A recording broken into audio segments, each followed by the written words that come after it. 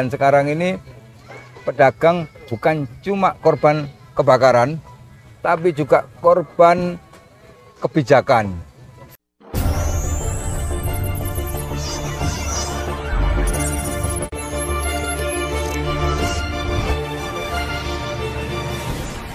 Assalamualaikum warahmatullahi wabarakatuh. Salam sehat dan sejahtera untuk kita semua.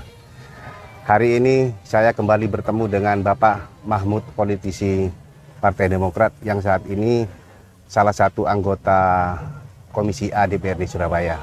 Jika sebelumnya kita banyak membahas banyak hal, saat ini saya ingin berbincang tentang isu yang sedang berkembang di Surabaya terkait dengan pedagang pasar turi sedang bergejolak. Pak Mahmud, selamat sore. Assalamualaikum. Waalaikumsalam warahmatullahi wabarakatuh. Selamat sore untuk kita semua. Salam sehat selalu. Mumpung masih ada Lebaran, mungkin Pak Mahmud mau ngucapin selamat. Mumpung masih Syawal ya. Saya mohon maaf lahir dan batin, minal aidin wal faizin untuk seluruh warga kota yang berbahagia. Semoga semuanya diberi kesehatan. Amin. Ya Mahmud, kita langsung masuk aja ya. Pak Mahmud, belakangan ini saya dengar informasi pedagang pasar turi itu bergejolak setelah dimasukkan ke pasar turi dari TPS ya. Sebelum masuk ke situ, saya ingin mengetahui sebenarnya seperti apa sih kisah pembangunan pasar turi itu, Bang? Ya, pasar turi itu memang pasar yang luar biasa ya.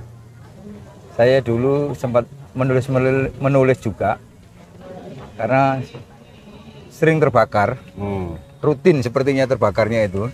Waktu jadi wartawan ya? Ya, waktu itu judulnya itu Misteri di Balik Panasnya Api Pasar Turi. Waktu itu ternyata sampai sekarang nasibnya sama, dan tulisan itu mesti mengandung misteri. Nah, pasar turi sampai sekarang ini juga misterius. Kenapa nasibnya mesti seperti itu terus? Tidak bisa langgeng, dibangun kobong, sudah dibangun kobong lagi, dan sekarang ini pedagang bukan cuma korban kebakaran, tapi juga korban kebijakan. Dulu kebakaran 3 tahun, 5 tahun, nggak sampai 5 tahun bangun, 2 tahun bangun. Sekarang ini sudah dibangun, bahkan sampai 15 tahun nggak bisa masuk. Nah, ini kan lebih parah daripada kebakarannya. Iya kan? Iya. Aneh itu misterinya di situ pasar turi ini. Iya, kembali lagi ke pertanyaan tadi. Gimana Pak Mahmud kalau dari sisi perjanjian? Tentu kan setiap proyek yang melibatkan Pemkot itu kan ada lelang ini dan itu ya tentu ya. Apa yang Pak Mahmud ketahui tentang itu? Saya ingat-ingat lagi ya karena sudah lama. Jadi kalau nanti ada yang kurang tepat ya mohon dimaklumi. Sejauh yang saya tahu pasar turi itu dulu sebelum mulai menentukan investor, kalau tidak salah ada 6 apa 7 investor ya yang mendaftar ke Pemkot. Setelah itu dari Pemkot diadakan seleksi atau beauty contest, singkat cerita begitu. Saya dengar-dengar yang mestinya menang itu bukan yang ini, yang sekarang jadi pengelola. Iya, bukan yang ini mestinya loh ya. Saya dengar-dengar gitu. Tapi bisa menang ini. Nah, yang menunjuk itu adalah pemerintah kota. Kalau investor itu sekarang balelo, bermasalah, ingkar janji, bikin pelanggaran, dan lain-lain, yang salah siapa? Menurut saya yang nunjuk itu. Belum menentukan investor ini yang menang, kan harus ada track recordnya. Nah, investor yang sekarang ini, yang dulu itu, yang dimenangkan itu punya masalah di, yang saya tahu loh ini ya, di tempat-tempat lain. Banyak masalah gitu. Kalau di Pemkot mungkin istilahnya pernah di blacklist mungkin ya di tempat lain atau gimana? Ya di tempat lain. Kalau tempat lain. Pemkot kan blacklist rekanan yang pernah garap di Pemkot. Ya. Ini kan tidak pernah, tapi di tempat lain mungkin sering seperti itu. Ini yang menang. Maka dalam perjalanan apa yang terjadi di dalam kontraknya itu, perjanjiannya, investor membangun 6 lantai. Diam-diam dibangun 9 lantai. Loh, ini pelanggaran berat. Ya, itu aja sudah terlihat sekali. ketika melanggar perjanjian itu harusnya apa yang dilakukan, Pak? Ya disanksi. Di dalam perjanjian itu saya sudah baca semua. Di dalam perjanjian jika investor itu ingkar janji, ya ada pasal-pasal begitu, maka Pemkot itu punya hak untuk mengambil alih. Tapi tidak anehnya dilakukan. sekarang ini investor suruh masuk lagi. Ketika ini saya telusuri, ternyata untuk menyatakan investor itu salah atau benar harus ada keputusan pengadilan. Pemkot ini ketika menyatakan investor salah, maka digugatlah sama investornya. Nah, anehnya gugatan itu Pemkotnya kalah. Padahal pemilik lahan ini kan Pemkot ya, Pak? Pemkotnya kalah.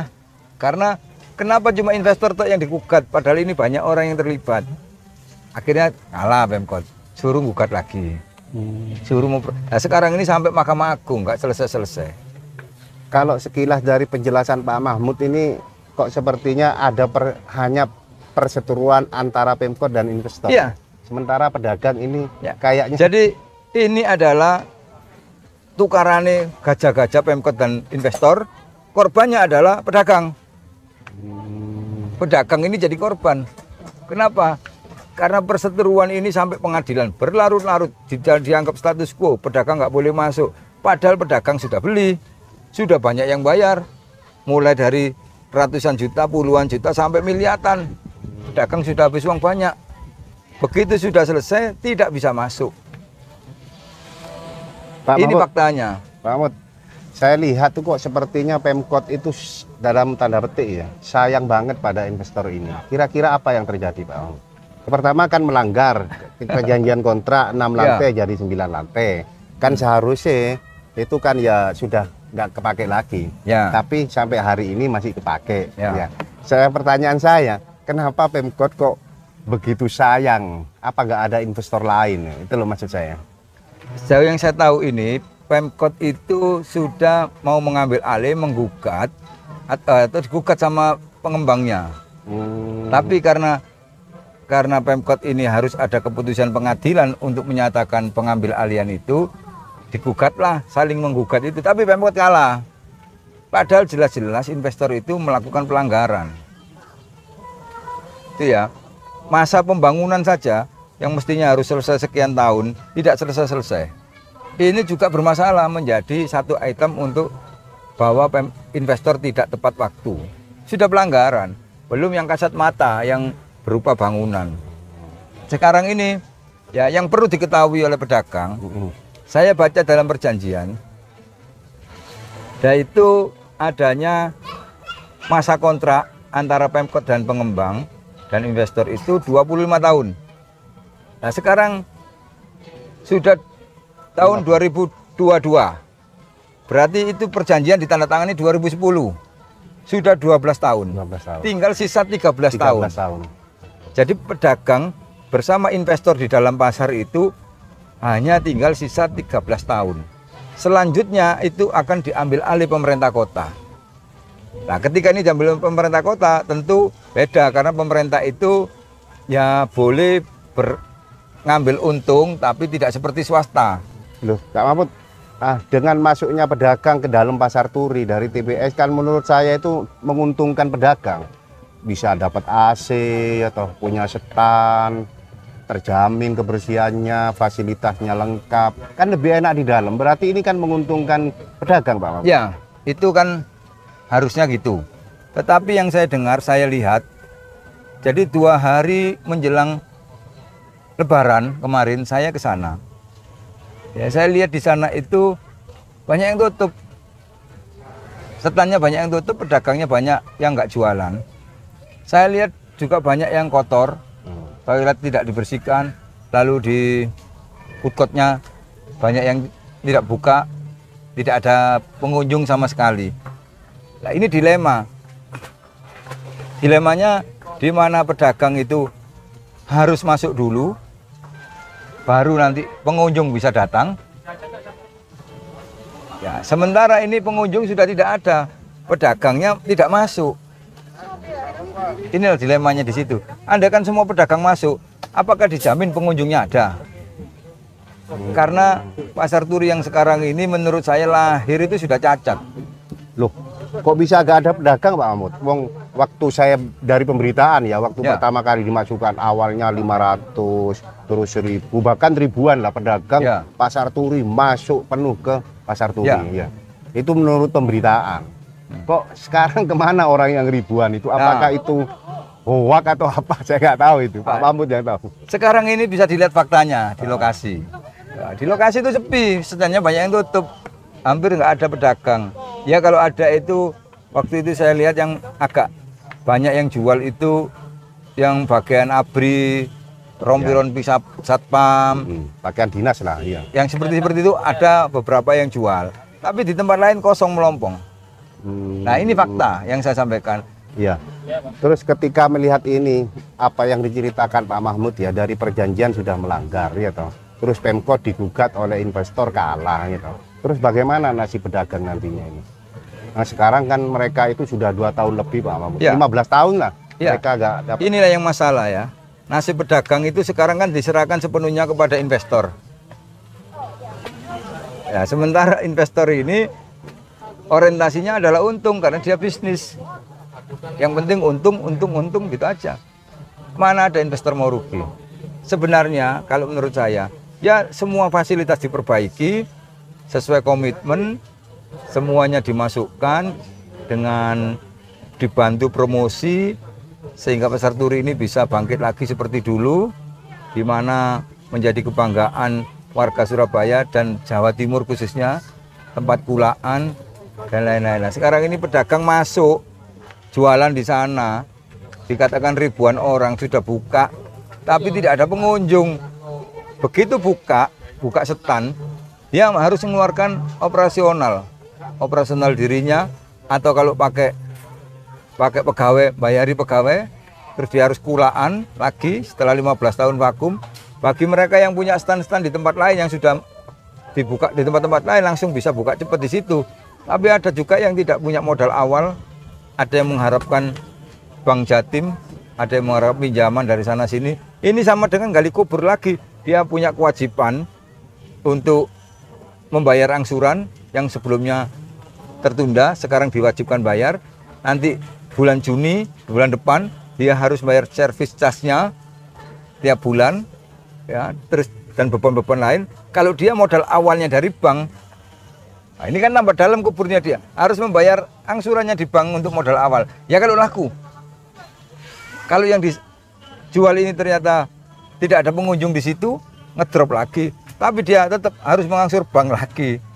Nah, itu loh. Ini yang dari pemikiran saya waktu saya dengar-dengar ada masalah-masalah seperti itu. Ini kan waktu pedagang dimasukkan kan Pemkot itu mempublikasi ya bahwa Pemkot bisa membantu memasukkan ya kan. Tapi ternyata setelah dijelaskan oleh Pak Mahmud, ternyata ada persoalan-persoalan, salah satunya melunasi angsuran yang terdahulu.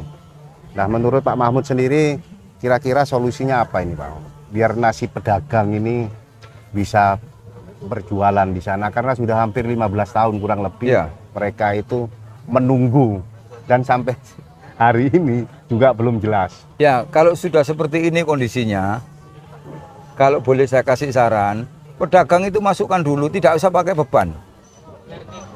Tidak usah beban apa-apa. Karena begitu pedagang masuk, dia sudah mengeluarkan operasional. Ya, yang harus dipahami oleh investor bahwa pedagang ini sudah tidak jualan di situ bertahun-tahun. Kalau dia punya tempat-tempat jual lain itu urusan lainnya. Tapi yang saya maksud di pasar turi Yang di sudah satu tidak lokasi itu. berjualan lama. Begitu dia masuk, jangan ada beban apa-apa lah. Sampai dia bisa rame. Bisa rame, bisa menghasilkan, barulah itu dikenai tanggung jawab untuk bisa bayar kewajibannya macam-macam tadi. Terus bebannya itu ditanggung siapa Pak? Tak, beban dari pedagang tadi itu. Biaya operasional itu kan bisa ditanggung oleh investor yang sudah dapat keuntungan sebelumnya pada waktu awal-awal tahun dulu pedagang harus bayar uang muka. Kalau Pemkot gimana? Kalau Pemkot Kalau sendiri Pemkot harus itu bagaimana? kan harus sesuai dengan perjanjian, kembali ke hukum. Pemkot itu sebenarnya sudah sangat membantu investor. di mana perbaikan lingkungan diperbaiki, TPS dibongkarkan, pedagang dimasukkan, difasilitasi, semuanya itu. Kalau misalnya ada kegiatan-kegiatan seperti itu yang pakai APBD, ya, sekali lagi yang kegiatan-kegiatan itu pakai APBD, itu harusnya minta persetujuan seluruh rakyat Surabaya. Karena APBD kan uang rakyat kota Surabaya. Kalau dipakai sebagian untuk memperbaiki pasar turi yang mestinya itu menjadi kewajiban investor, ya mestinya tidak boleh. Satu jengkal aspal pun mestinya tidak boleh pakai APBD, biar investor.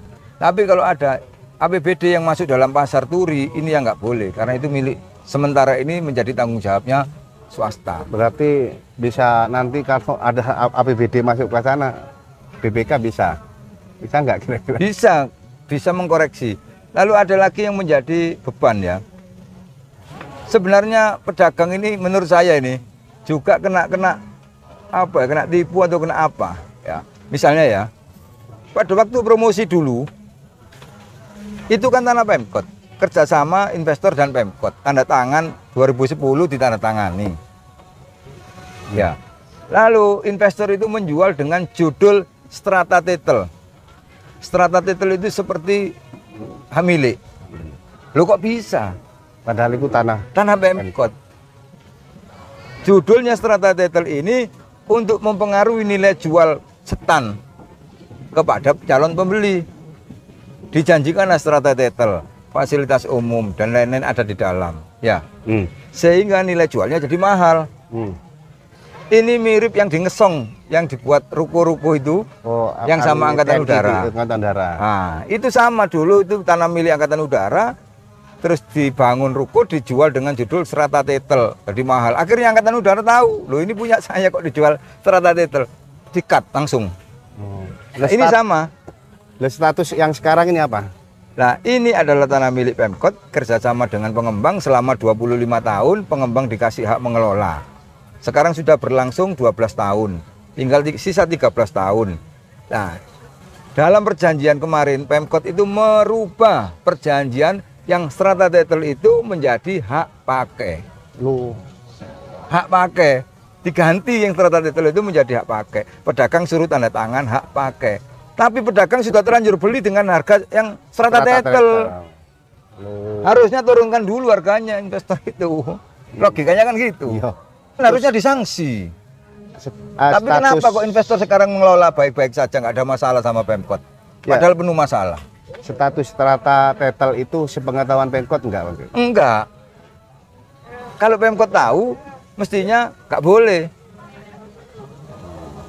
Sanksinya apa ini nanti seperti ini? Nah, makanya dalam perjanjian disebut jika investor itu tidak tepat waktu, jika ingkar janji, jika membuat kesalahan macam-macam, pemerintah kota itu bisa mengambil alih pasar turi. Itu ada di perjanjian.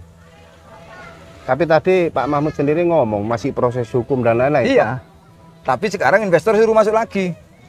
Apa karena kalah di pertarungan hukum sehingga investor kembali lagi? Yang saya sebut misteri ya di situlah. Itu ada misterinya. Aneh, pasar turi ini memang seperti itu. Kasihan pedagang. Oke Pak Mahmud, ini akan saya akhiri dulu. Tapi Pak Mahmud harus janji, kalau ada perkembangan tentang pasar turi akan kita lanjut podcast ini. Oh ya, siap. Gitu. Saya siap. Untuk mengetahui apa-apa nanti saya akan coba-coba cari info-info yang terbaru yang belum terungkap dalam pembicaraan singkat ini ya, karena memang kuota waktunya dibatasi, maka nanti kita akan sambung lagi dengan topik yang sama tetapi dengan suasana yang beda, dengan materi yang lebih, ya sekali-kali pedagang diundang nanti. Nanti saya kalau ada waktu saya akan sampaikan pedagang, barangkali ada yang mau ikut gabung. Siap. Apa? Bagus. Oke, Pak Mahmud ya. Saya akhiri dulu ya. Assalamualaikum warahmatullahi wabarakatuh. Salam sehat untuk Anda semua.